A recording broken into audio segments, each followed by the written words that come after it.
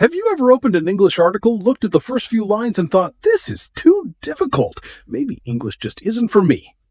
If that has happened to you, you're definitely not alone. In fact, that's exactly where many English learners give up, not because they lack ability, but because nobody teaches them how to read. That's interesting. Most teachers simply tell us read more, but they rarely explain what reading should actually look like. Exactly. Imagine telling someone who's never been to a gym, just exercise more. Without a proper routine, they'll probably feel confused and lose motivation. Reading English works the same way. So today we're not just talking about reading, we're talking about the right way to read. Yes, by the end of this episode, you'll have a simple daily reading workflow that any beginner can follow. You won't need expensive courses or complicated techniques, just consistency and the right method. I like that. So where do beginners usually make their first mistake? Surprisingly, it happens before they even read the first sentence. Surprisingly, it happens before they even read the first sentence. Now you've made me curious. What's the first mistake? Choosing the wrong material. Many beginners start with newspapers, classic novels, or difficult academic articles simply because they think, if it's hard, I'll learn faster. I have to admit, I've done exactly that. Most learners have. But imagine asking someone who's just learned to swim to cross an entire river. They wouldn't become a better swimmer, they'd become frightened of the water. So reading material should match your current level, not your future goal. Precisely. Your reading should be slightly challenging, not impossible. A good rule is this: if you understand about 80 to 90% of the text, you've probably chosen the right material. What kind of content would you recommend for beginners? Short stories written for learners, graded readers, simple news articles, children's stories, blog posts, or even English articles about topics you already enjoy. If you love football, read about football. If you enjoy cooking, read recipes and cooking blogs. Interest keeps motivation alive. That's something many people overlook. They choose English books instead of choosing books they actually want to read. Exactly. Your brain learns much better when it's curious. Reading shouldn't feel like a punishment. It should feel like discovering something new through English. So before we even begin reading, our first job is to choose the right text, not the hardest one. That's the foundation.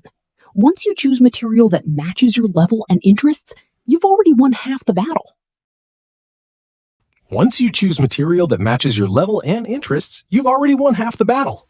All right, I've found the right article. Now what? Should I keep my dictionary open while reading? This might surprise you, but no. In fact, for your first reading, I want you to close the dictionary completely. Really? But what if I don't understand some words? That's perfectly normal. Here's something most beginners don't realize. Your first reading is not about understanding every word. It's about understanding the main idea. So I shouldn't stop every time I see an unfamiliar word? Exactly. Imagine you're watching a movie. If you pause the film every 30 seconds to look up a word, would you enjoy the story? Probably not. I'd forget what the movie was even about. And that's exactly what happens while reading. Every time you stop, your brain loses the flow of the text.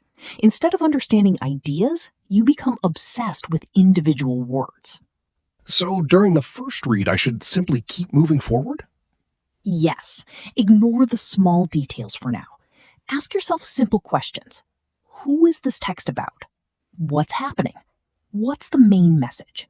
If you can answer those questions, your first reading has already been successful. That's a huge relief. I always thought I had to understand 100% of the words before I could move on. Actually, many fluent readers don't know every single word either.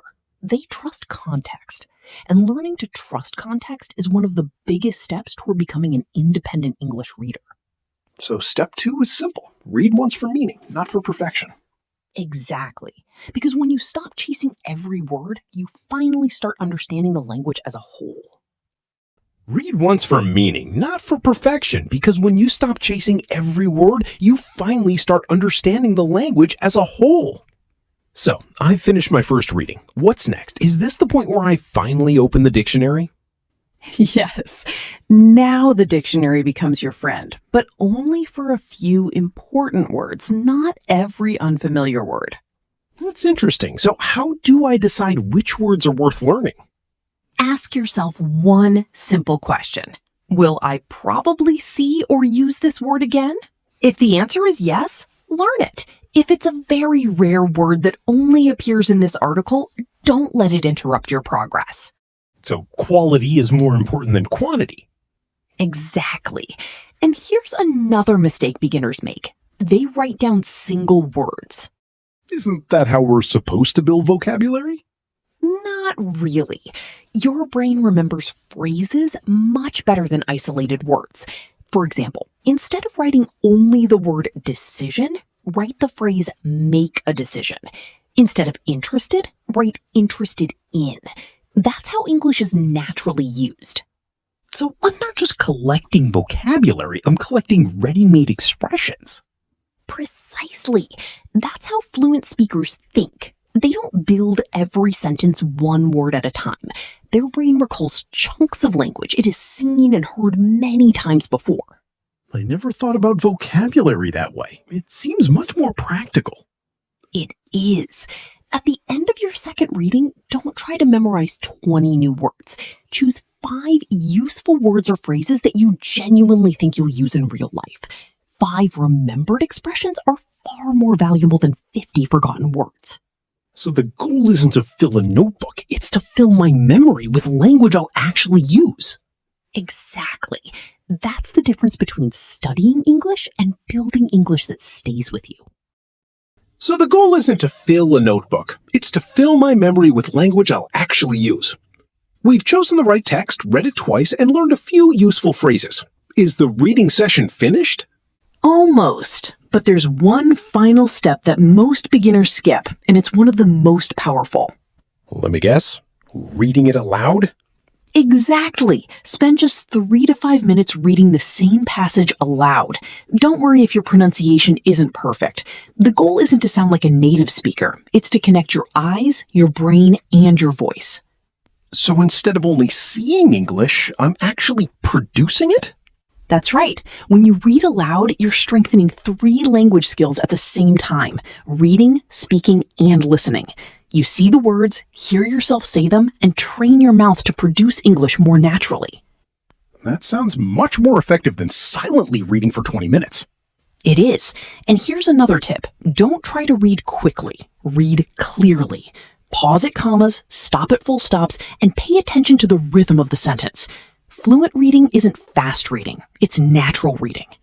I like that. So if I stumble over a sentence, I shouldn't get frustrated.